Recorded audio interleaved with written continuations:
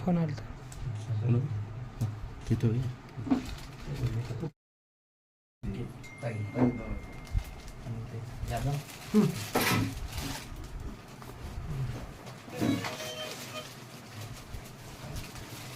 हे असं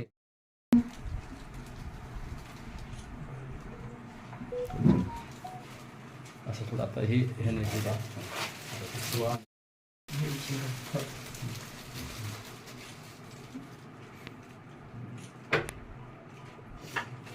पालकमंत्री होते आपल्याकडे भेटवस्तू घेऊन आले होते. नेमकं काय विषय आहे तो आणि काय सांगाल आपण?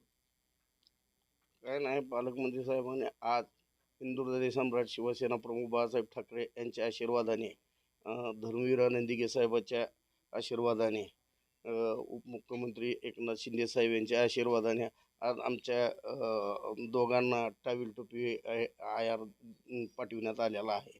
हे सगळ्या माध्यम नितीनदादाच्या माध्यमातून सगळं घडून आलेलं आहे. नितीनदादा लांडगे यांच्या माध्यमातून घडून आलेलं आहे सगळं.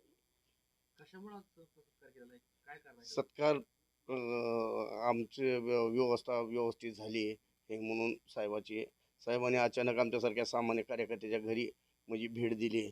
ह्यानं साहेबांनी सन्मान दिला आम्हाला. साहेब एवढे प्रभावित झाले, नेमकं त्याच्या पाठीमागचं कारण काय? आपण शिवसेनेमध्ये दुसऱ्या गटात गेले नाहीत म्हणून की काय? नाही साहेब, मी 32 वर्ष निष्ठावंत शिवसैनिक म्हणून राहिलेलो आहे. मी त्याचं एक कारण आहे. बाळासाहेबांचे विचार, आनंदीगे साहेबांचे विचार आणि हे जपायचं काम महाराष्ट्राचे उपमुख्यमंत्री एकनाथ शिंदे साहेब यांनी केलेलं आहे. त्यांना प्रेरित होऊन मी एकनाथ शिंदे साहेबांच्या गटात आलेलो आहे.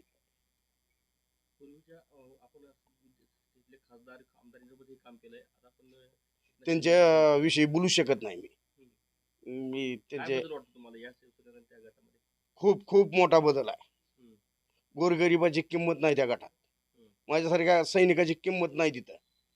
आज ही सन्मान दिला ना, ही फक्त एकनाथ शिंदे साहेबच करू शकतात, दुसरं कोणी करू शकत नाही. हा सन्मान लय मोठा आहे माझ्यासाठी, एक सामान्य शिवसैनिकासाठी. काय भावना आहेत तुमच्या?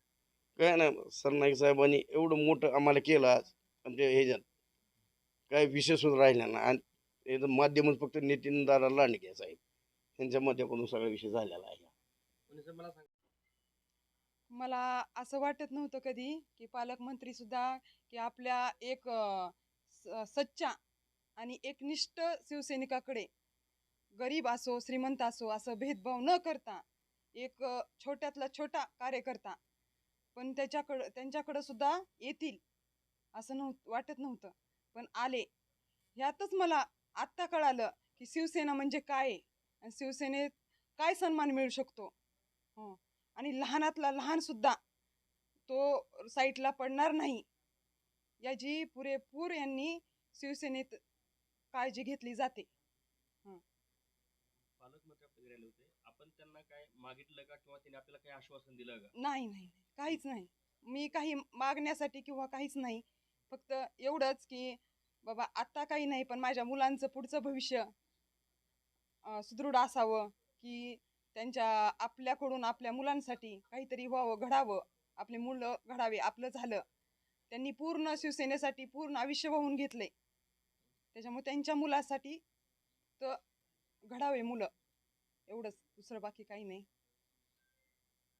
येईल की असं काही नसतं, महिलांनी स्वतःच्या पायावर राहावं, स्वतःचं करावं, स्वतःची जागा स्वतः निर्माण करावी आणि योग्य काय अयोग्य काय याची निवड करून शिवसेना कशी आहे हे जाणून घेऊन आता महिलांनी दिलायच निकाल जो आहे महिलांचा तो दिलाय. महिलांनी दाखवून दिले की लाडक्या भावासाठी केलं, असंच लाडक्या भावासाठी आम्ही सर्व महिलांनी करावं.